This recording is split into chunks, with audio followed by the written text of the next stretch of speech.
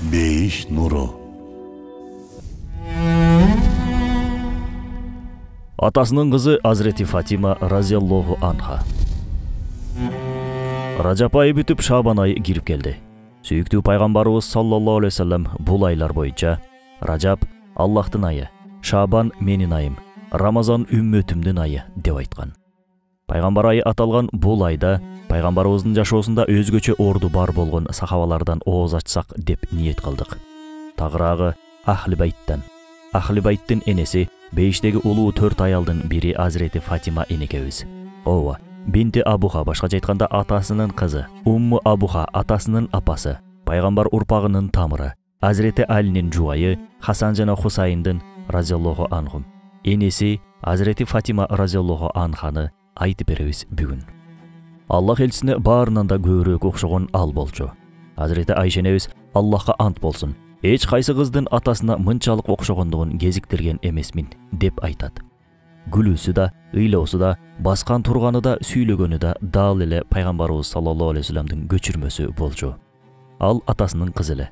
Атанын уулу болуу урмат деп айтат элибиз. А кызы болуучу, атанын уулу болуу канчалык кыйын болсо, атасынын кызы деп аталуу да ошончолук кыйын. Эгер ата пайгамбар болгон болсо, андай атанын кызы болуу андан 5 бетер кыйын. Азрети Фатима энебиз мына ошондой оор жүктү аркалаган кундуздай берметтей кыз болчу. Бир тараптан ошончолук оор милдетти алып жүргөн эне эле. Арине, атанын уулу деген атка ээ болуу үчүн атанын жүзүн жер каратпастан көтөрүп жүрүүсү абзел. Азрети Фатима энебиздин атасын уялта турган эмес, сыймыктанта турган кыз болгондугу баарына маалым. Ал пайгамбарга жараша тургандай кыз болду. Атасынын кызы болду. Жараткан Аллах касиеттүү Курандын Кавсар сүрөсүндө "Акыйкатта биз сага Кавсарды тартууладык. Эми эгеңе сыйынып намаз оку жана курбандык чал" деп айтат. Тафсир алымдарынын айтымында бул жерде Кавсардан максат Азрети Фатима энебиз болгон деп тафсирлешет. Анткени бул аяттар пайгамбарыбыз саллаллаху алейхи вассаламдын уул балдары турбагандыгынан улам мушриктер шылдың кылышкан учурда түшкөн. Арине, уулдуу болуу аталар үчүн өзгөчө сыймык болгону менен уулдун баары эле мыкты болуп чыкпаары айтпасак да белгилүү. Анткени жашоодо атадан кем уул болот, атага тең уул болот, атадан артык уул болот. Бул да бир акыйкат. Ата-энесин жүзүн караткан 10 уулуң болгондон көрө, жүзүң жарытар бир кызың болгону жакшы эмеспи? Азрети Фатимада ондогон, жүздөгөн, чыгаан уулдарга тең келген кыз болчу. Бир жолу Азрети Имран жараткандан өзүнө мыкты уул сураганда Аллах ага уулдан да жакшыраак болгон Мариям энебизди бербеди беле. Фатима энебизде Азрети Мариям энебиз менен бир катардагы 4 улуу аялдардан. Ал төрөлгөндө Хадича энебиз ушул кызынын атын апасынын урматына Фатима койсом деп тилек кылган эле. Ага чейинки уул кыздарынын атынын баарын пайгамбарыбыз саллаллаху алейхи вассалам койгон болчу. Ошол учурда Аллах элчиси келди да кызын кучагына алып, "Бул кызыма эми апамдын атын коёмун" деп айтты. Бул сөзгө Хадича энебиздин жүзү муңая түшсө да бирок унчуккан жок. Пайгамбарыбыз саллаллаху алейхи вассалам "Апам дегенде апам Амина эмес, апамдай бөпөлөп чоңойткан Фатима апамды айтып жатам" деди. Хадича энебиздин апасынын аты жөнү Фатима бинти Заида болчу. Пайгамбарыбыз саллаллаху алейхи вассаламды багып өстүргөн аялдын аты Фатима бинти Асад эле. Бул сөзгө Хадича энебиз "Макул Фатима болсун. Сиздин да менин да апамдын атына коюлуп калат экен ошондо" деп көздөрү толо сүйүнөт. Арадан жылдар өтүп Расулуллахка пайгамбарлык милдет келген болчу. Милдеттин оор жүгү желкеңде сезилип, мусулмандар Аллах жалгыз дегендиги үчүн эле түрдүү кыйынчылыктарга туш болгон мезгил. Ошол оор күндөрдүн биринде пайгамбарыбыз саллаллаху алейхи вассалам Каабанын жанында намаз окуп жаткан. Ошол учурда Абу Жахилдин оюна кара өзгөчө бир пикир келди. Ал төөнүн ичеги карындарын алып келип, пайгамбарыбыз саллаллаху алейхи вассаламдын үстүнө төгүп салууну көздөгөн эле. Шаша-буша төөнүн ичегилерин жүктөтүп алып келди да Каабанын үстүнө чыгарышты. Анын салмагы аябай оор болгон.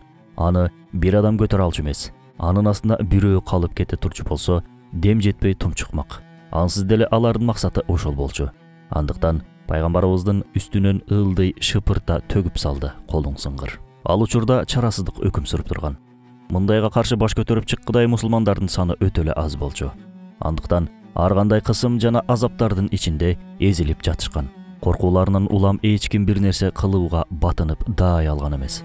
Дал ошол учурда бирөөнүн алыстан кыйкырып келгендигин көрүштү. Ал 10 жаштагы Азрети Фатима эле.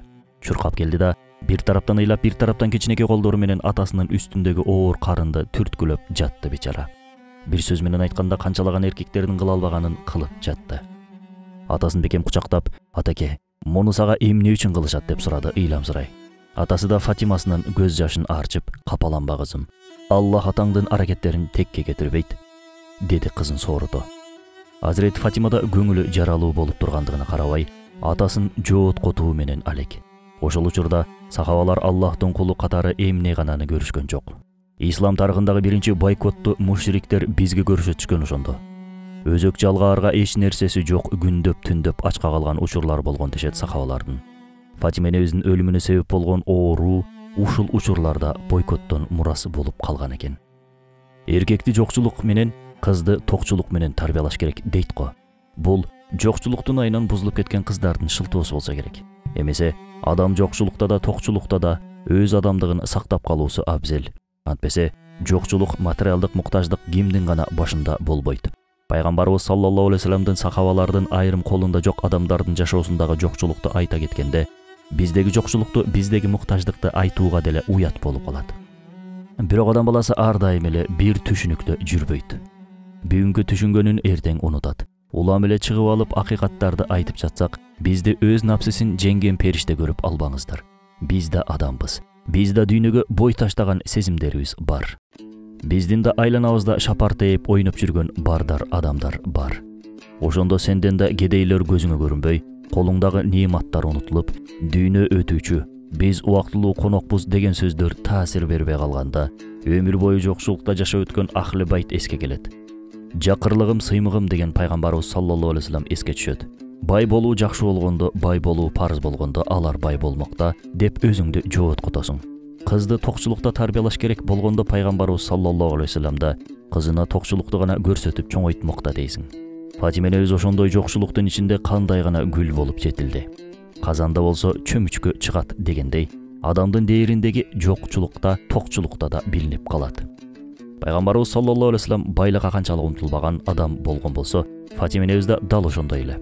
Анткени ал атасына ар тараптан куюп койгондой окшошчу. Сырткы көрүнүшү менен баскан турганы сыяктуу эле адеп ахлагы да дал эле атасыныкы эле. Ошол себептен эң улуу сахабалар ага үйлөнүшүп, чоң шарапатка ээ болгусу келишкен. Бирок Аллах элчиси кабыл кылган жок. Аны Али бин Абу Талибке берди. Пайгамбарыбыз саллаллаху алейхи вассалам үчүн Фатимасы көзү өткөн Хадичасынын жалгыз табериги болчу. Ага караган сайын сырдашы, жолдошу болгон Азирети Хадичаны эстеген сайын көздөрү толо түшчү. Пайгамбарлар төрөсүнүн кызына карап оор үшкүрүнө, "Эх, кана эле, апаң Хадича да азыр болуп, себиңди өзү даярдаганда", деди. Бул сөзгө пайгамбар кызына жараша тургандай жооп келди. Азирет Фатимадан: "Атакем, мага себеп катары сен берген ыйман сабактары менен адеп ахлагы жетет" деп айтты. Бул атасынын көңүлүн алуу үчүн эле айтылган сөз эмес, чын жүрөктөн чыккан сөздөр. Фатима энебиздин ою чын эле ошондой болчу. Алсак, Азирети Алинин махыр катары бере турчу эч нерсеси болгон эмес. Пайгамбарыбыз саллаллаху алейхи вассалам ага калканын саттырган эле. Анын акчасы 400 дирхам болгон. Бирок Азирети Фатима энебиз баарысын тойдун чыгымдарына сарптай бер деп анысын да каалаган жок. Андыктан жупуну бир той болуп өттү. Ансыз да Азирети Алинин ак боз атчан ханзада болуу кыялы болгон эмес. Фатима энебиз үчүн андай жомоктук кыялдар жат көрүнүш эле. Экөөсүнүн да кыялы Аллах ыраазычылыгын тапкан мусулман болуу болчу. Айтып калат го, адам эң башта муну кылыш керек, муну ойлош керек дешип. Баары бекер сөз. Адам баласы эң башта Аллахтын ыраазычылыгын ойлоосу керек. Бир гана жолу болуучу тоюнда бизге мына ошону сабак кылып беришкен. Алар бакыт эмиректерде эмес, жөнөкөйлүктө экендигин өрнөк катары көрсөтүштү. Бүгүн биз өзү бир эле жолу тоюң болсо, ошондо да деп туруп эле ошол бир эле жолунун ичинде көп нерсени батырып жатабыз. Бир жолу эмне болуптур деп такыр айтпаңыз. Ансыз деле бул ишти туура жана шариятка ылайыктуу таризде өткөрүү үчүн болгону бир эле мүмкүнчүлүгүбүз бар.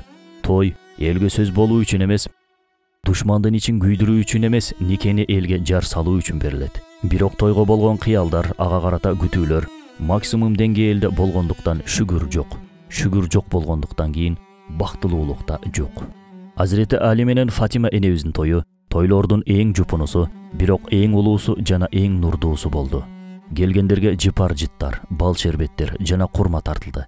Тойдон кийин Аллах элчиси алардын бөлмөсүнө кирип, Алини оң жагына, Фатиманы сол жагына отургуза, мага суу алып келгиле дегенде, бир чыны суу алып келишти.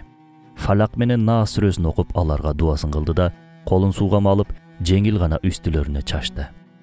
Тойдун белеги катары да өз насааттарын айткан. Кызым, сен күйөөңө жер болсоң, ал сага көк болот. Сен ага күң болсоң, ал сага кул болот. Күйөөңө жумшак бол. Ачуулуу учурунда акырын гана андан алыс тур. Ачуусу тараганга чейин ага көрүнбө. Тилиң менен кулагыңды этиятта. Күйөөң сага жаман айтса укпа. Анан жооп кайтарып жаман айтышып олтурба. Ар дайым сенден жакшы сөз угуп, жадыраган жүзүңдү көрсүн, деди. Азирети Фатима энебиздин тою жана себеби тууралуу жакында жаңы китебибиз жарык чыкканы турат. Китептин аталышы Азирети Фатима энебиздин тою жана себеби. Баарыңыздарга сунуштайбыз. Ушундай насаат дуалар менен пайдубалы бекем курулган үй бүлө очогунда чайпалуу болмок беле. Туура, ар үйдүн уруш талашы болгон сыяктуу бул үйдүн да талаш тартышы, азил тамашасы, оюн күлкүсү, сыноо түйшүгү болгон. Күндөрдүн биринде Аллах элчиси Азирети Алилердин үйүнө жакындаганда ичкерide күлкүлөр угулат. Ахли байтынын бактысын көрүү Аллах элчисинде бактылуу кылмак. Балдарынын бактысын көрүү анан кимди бактылуу кылбасын? Пайгамбарыбыз саллаллаху алейхи вассалам жаратканга шүгүр кылып, уруксат менен үйлөрүнө кирди. Расулуллах үйүңөрдү шаңга бөлөгөн эмне деп сураганда Фатима энебиз, атеке, күйөө балаңыз менен тартышып жаткан элек. Ал айтат, Расулуллах мени дагы көбүрөөк жакшы көрөт. Мен айтамын, жок, ал мени дагы көбүрөөк жакшы көрөт деп. Өзүңүз айтыңызчы, кимибизди дагы көбүрөөк жакшы көрөсүз? Деди атасына жылмайып. Нур жүздүү Рахмат пайгамбарынын жүзүндө да жылмаю келип, кызына Аллахка касам ичип айтам. Сени бир атанын кызын жактырганынан да көбүрөөк жакшы көрөмүн. Эй Али, сени да бир адамдын бир тууганын жакшы көргөндүгүнөн да көбүрөөк жакшы көрөмүн деп айтат. Бир жолкусунда тартышуунун нугу тамашадан башка жакка бурулду. Азирет Фатима чыдай албай, пайгамбарыбыз саллаллаху алейхи вассаламга келип, күйөө балаңыз менен деп баштаганда Аллах элчиси токтот деген ишаратты берет. Фатима энебиздин жүзүнө караганда маселе балким олуттуу болчу. Бирок пайгамбарыбыз саллаллаху алейхи вассалам ал силердин үйүңөрдөгү маселе деп үй бүлөлүк маселеге аралашкысы келген эмес. Бул да пайгамбарлык бир сабак. Бүгүн үй бүлөлүк маселелерге ата-энелер да аралашып, маселе ан сайын ырбап кетип жатпайбы? Эмесе үй бүлөлүк маселелер сыртка чыкпастан ичте чечилүүсү абзел. Эгер чечилбесе, эки жашты жараштыруу максатында жол көрсөтүлөт. Ажыратуу максаты менен аралаштырылбайт. Аны ар ким өзү чечет. Алардын бир жолку тартышуусун Айша энебиз эрксизден угуп калат. Анткени Айшанын бактылуулук үжүрөсүнүн терезеси менен Фатима энебиздин үжүрөсүнүн терезеси маңдай тескей жайгашкан болчу. Бир аз эле катуураак сүйлөшсөң, бири-бирине кенен кесир угулмак. Айша энебиз алардын маселесинин түйүнүн чечкиси келген изги ниети менен Фатима энебизге эрксизден силердин тартышууңарга угуп калдым. Менимче муну ушинтсеңер болмок деп кеңешин айтат. Бирок Фатима энебиз үйүндөгү сырынын башка жака угулуп жаткандыгын баамдап, бактылуулук үжүрөсүнө караган терезесин жаптырып салган. Мынакей, биз үчүн чоң сабак. Бир жолу кол тегирменди айлантуудан Фатима энебиздин колдорунун жара болгондугун байкады Азирети Али. Үй иштеринде Фатима энебизге кол кабыш кылайын десе, кудуктан элге суу чыгарып берүүдөн колу бошобойт. Азирети Али үй бүлөсүн ошол иши менен бакчу экен. Бул жумуштан улам Алинин да колдору барсылдак болуп, тытылып кеткен эле. Ошол убактарда да Хунайымдан пайгамбарыбыз саллаллаху алейхи вассаламга согушту колжо катары көптөгөн кулдар келип калган болчу. Болгондо да 6000ге чукул туткун. Аллах элчиси алардын баарын муктаждарга бөлүп таратып жаткан. Азирети Али да Фатима энебизге ошолордон бирин өзүнө жардамчы катары суроону сунуштады. Фатима энебиз өзүнө көмөктөшөр бирөөнү сураганын келгенде Расулуллах үйдө жок болчу. Азирети Фатима өз өтүнүчүн Айша энебизге билдирип коюп үйүнө кайтты. Кечинде пайгамбарыбыз саллаллаху алейхи вассалам бул маселе боюнча кызынын үйүнө өзү барды. Барган кезинде алар жатышкан эле. Эми турганы аракет кылып баратышканда Аллах элчиси козголбогула дегенде ишарат берди да, дал Азирети Али менен Фатимасынын ортосуна узунчасынан жата кетти. Азирети Али ошол учур боюнча Аллах элчиси ортобузга жата кеткенде анын буту менин бутума тийип, анын салкын илеби жүрөктөрүбүздө сезип, серги түштүк дебес керек. Ошондо пайгамбарыбыз саллаллаху алейхи вассалам: Фатимам, бүгүн мага кызматчы сурап келген экенсиң. Мен туткундардын баарын исламиятка кызмат кылган Суффа мектебинин илим талабелеринин муктаждыктарын толуктоо үчүн сарптайм. Анын ордуна силерге дагы да жакшыраагын үйрөтөйүнбү? Фатима энебиз ооба я Расулуллах деди.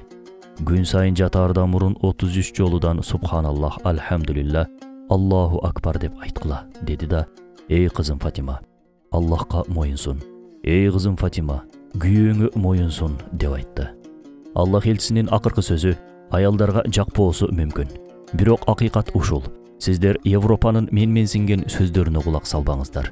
Азыркы турмушта бул моюнсунууну кулдук назары менен карашат. Бизде андай эмес. Биз баш ийип моюнсунган коомбуз. Биздин ишенимибизде моюнсунуу баш ийүү шарапаттуулук, артыкчылык. Биз өз башынча аракет кылган анархист, бейбаш коом эмеспиз.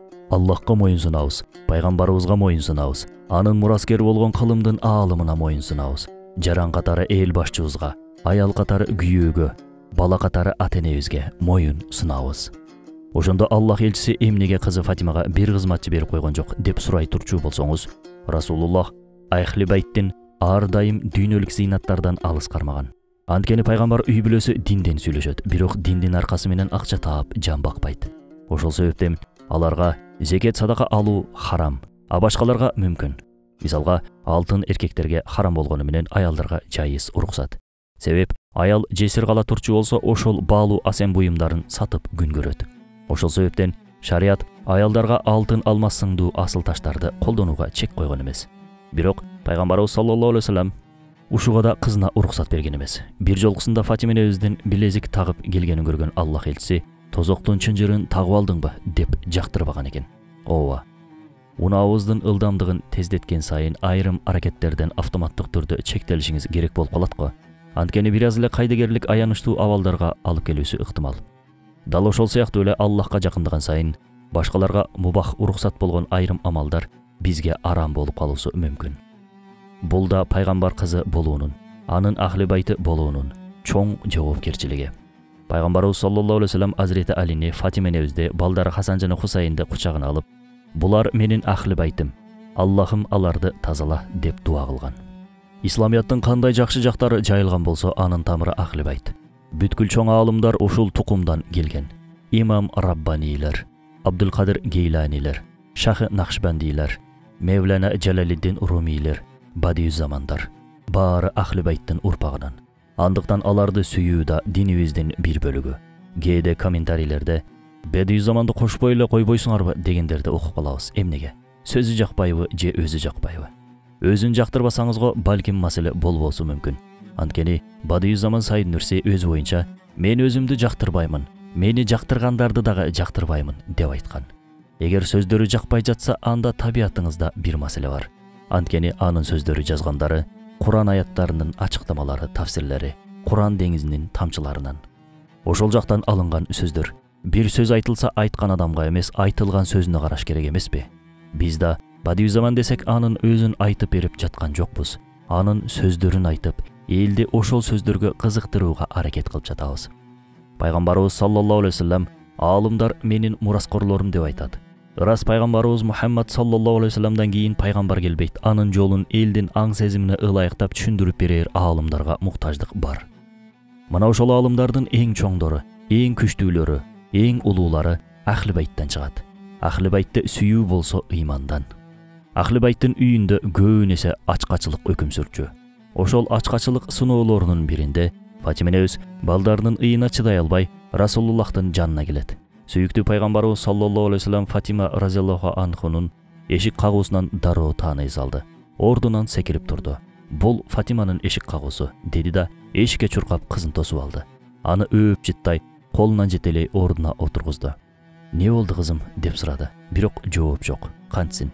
Азирети Фатима атасы сыяктуу эч кимден эч нерсе сурабаган ахлактын ээси эле. Бирок анын энелиги да бар болчу. Азырда ошол энелиги кармап, балдардын ыйына түтө албай келбедиби? Пайгамбарыбыз саллаллаху алейхи вассалам кызынын бир нерсе айткысы келип турганын байкады. Ошондуктан эмнеге келдиң? Тынчылык элеби деп кайра сурады. Фатима энебиз периштелердин азыгы тасбих, тахмид, такбир жана зикир болсо, адамдын азыгы эмне деди көзүнө жаш алып. Данышман болгон пайгамбарлар төрөсү алардын ачка болгондуктарын дароо баамдады. Фатима энебиздин колун бекем кыса, көздөрүнө карап, кызым, Атаңдын үйүндө 1 айдан бери эч бир казан кайнаган жок, эч нерсе бышкан жок, деди. Атасы да бир канча күндөн бери ач болчу. Айшенебиз айткан эмес беле? Хайбарга чейин курсагыбыз ток уктаган күнүбүздү эстей албайм деп. Дал ошондой ачкачылык өкүм сүрүп турган күндөр болчу. Бирок куттуу үйдөн куру чыгып болбойт. Пайгамбарыбыз саллаллаху алейхи вассалам сага 5 нерсе берейинби же Жабраилдин бир аз мурунураак үйрөтүп кеткен 5 сөздү үйрөтүп берейинби деди. Денесинен көбүрөөк көңүлүң тойгозууга куштар болгон Фатима энебиз мага ошол 5 сөздү үйрөт деди. Жабраил алейхиссалам дуа кылаарда ушул 5 сөз менен дуа кылаарымды айтты. Эй алгачкылардын алгачкысы, эй акылмандардын акыркысы, эй акыркылардын акыркысы, эй күч ээлеринин күчтөөсү, эй мээримдүүлөрдүн мээримдүүсү, эй ырайымдуулардын ырайымдуусу. Ушул 5 сүйлөмдү айткандан кийин Аллахтан эмне сурасаң сура деп айтты. Азирети Фатима жүзүндө жылмаюу менен дагы колу толо кайтты үйүнө. Үйүнө барганда Азирети Али тосуп алды. Эмне кылдың, сурадыңбы, деди кызыга. Фатима энебиз ашказандын эмес төш казандын азыгын алып келген эле. Андыктан Азирети Алиге үйрөнгөн дуасын айтып берди. Азирети Алинин да түшүнүгү ошондой болгондуктан сен биз үчүн да өзүң үчүн да жакшылыктар менен кайтыптырсың, деди. Алдыдагы күндөр дагы оор, бир ачкачылык күн эле. Фатима энебиз тапкан уну менен камыр жууруп нан жапты. Дароо атасына чуркады. Аллах элчиси бул эмне деп сураганда, бул нанды сага алып келдим, ата. Сен жемейинче көңүлүм тынчый алган жок, деди. Пайгамбарыбыз саллаллаху алейхи вассалам, кызым, 3 күндөн бери атаңдын оозуна келген алгачкы тамак ушул, деди. Фатима энебиз пайгамбарыбыз саллаллаху алейхи вассаламга энесиндей күйүп турчу. Ошол себептен аны пайгамбарыбыз атасынын апасы деп алкап калчу экен. Ухуд күнүндө сүйүктүү пайгамбарыбыз саллаллаху алейхи вассалам 15 аялды суу ташып жаралууларга кароо үчүн бир аз берегирээкте милдеттендирген эле. Алардын бирөөсү Азирети Фатима болгон. Аллах элчисинин өлтүрүлгөндүгү боюнча жалган кабар жайылганда, дароо тоонун этектерин көздөй чуркай баштады. Акыр аягы атасын көргөндө, "Ох", деди. Жеңилдей түштү. Ошондогу сүйүнгөндүгүн айтпа. Бирок пайгамбарыбыз саллаллаху алейхи вассалам канжалап катуу жараланган болчу. Фатима энебиз чуркап барып, атасын бекем кучактай, жолдошун суу алып келүү үчүн чакырды. Азирети Али идиштин жоктугунан калканын ичине суу толтуруп алып келди. Азирети Фатима сууну дароо ала коюп, атасынын чекесине аккан канды тазалоо үчүн киришти. Туулганын учу Расулуллахтын жаагына кирип кеткендиктен улам жарасы терең болчу. Кан токтобой жаткан. Фатима энебиз тезинен от жагып, жаратына чокпаса дарылоону кечиктирген жок. Бул учурда Азирети Али менен ар кез келген сайын "Сен турганда атама кантип кол көтөрүшөт" дегендей жолдошун тешетиктейт. Аллах элчиси кызынын жолдошуна жаман көзү менен карап жаткандыгын байкап, "Я Али, согуш талаасында Абдуллах бин Жакшты, Абу Дуджананы, Харис бин Симаны, Зият бин Сакинаны кандай сонун салгылашкандыгын көрдүңбү?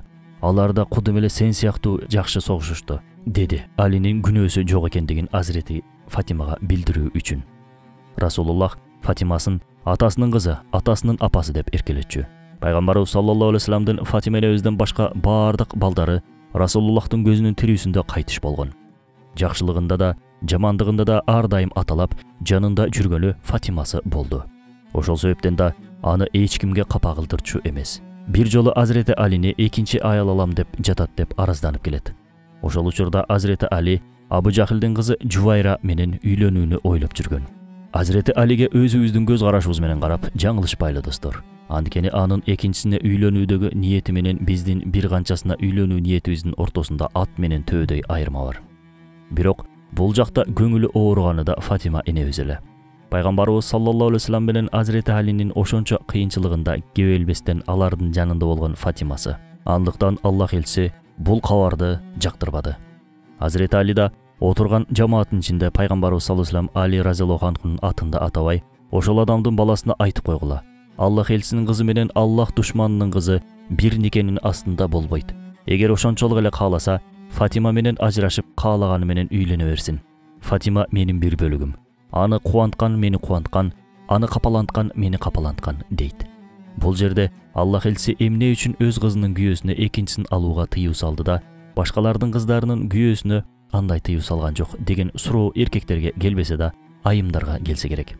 Буга чейин да айтканыбыздай, Пайгамбарыбыз саллаллаху алейхи вассалам бейиштеги аялдардын ичинен эң улуусу 4 деп Имран кызы Мариям, фараондун аялы Асия, Хуайлиттин кызы Хадича, Мухаммедтин кызы Фатима деп атап чыгат. Хадича энебиз менен Фатима энебиздин Расулуллахтан башка жубай жана кыздарынын айырмасы алардын бала төрөп, аларды коомго пайдалуу кылып тарбиялап жетиштиргендигинде.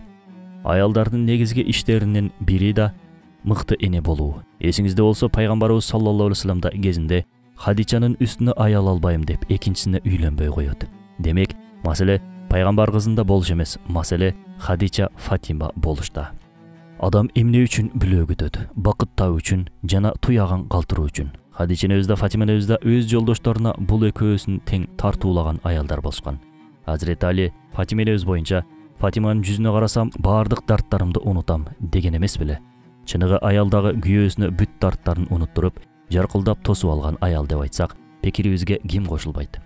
Биз чыныгы эркектер тууралуу айта элекпиз. Деги карды соотуруп, үйдүн күчүгүнө айланган эркектерди бетке тутуп, биздин пикирге каршы чыгууга аракет жасабаңыз. Азыркы көпчүлүк эркектердин дарты ушул. Жумушундагы толтура маселелер менен алпурушуп үйүнө чарчап барса, аялы да ан сайын чарчатат. Бир аз материалдык маселе үчүн үйдөгү бейкуттукту качыруунун кажети бар беле. Пайгамбарыбыз саллаллаху алейхи вассалам: "Эй аялдар, көп садака бергиле. Мен тозоктогулардын көпчүлүгү силерден экендигин көрдүм. Анткени силер абалыңардан көп наалып, күйөөңөрдүн жакшылыгына көп нанкөрлүк кыласыңар" деп айтат өз хадисинде. Жылмаюу да садака. Эмне үчүн жолдошторуңуздарга көбүрөөк жылмайып, көңүлүн алып садака берүүгө аракеттенбейсиздер? Фатима энебиздей болуп, күйөөсүнө бүт түйшүгүн унуттуруу үчүн сизге эмне жетишпейт? Тескерисинче, жубайыңды көргөнүңдө эске тутумуң калыбына келе түшкөндөй бүт дарттарыңды эстеп кетесиң. Неге кеч келдиң? Неге алып келбедиң? Неге бул жок канчага чейин? Сиздин жокчулуктан тарткан азабыңыз Фатима энебиздикинен да чоңбу? Эркек да адам, сезимдери бар. Бактылуу болуп, тынч гана жашайын деген каалоосу бар. Ага карабай, ан сайын ажылдап мээсин жеп олтурсаңыз, бакытты да, тынчтыкты да башка жактан издейт.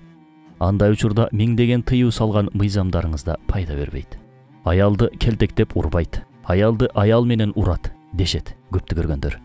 Ажылдаган тажаан аял болсо да, ажырашып кароосуз калтыргандан көрө экинчисин алган дагы да жакшыраак эмеспи?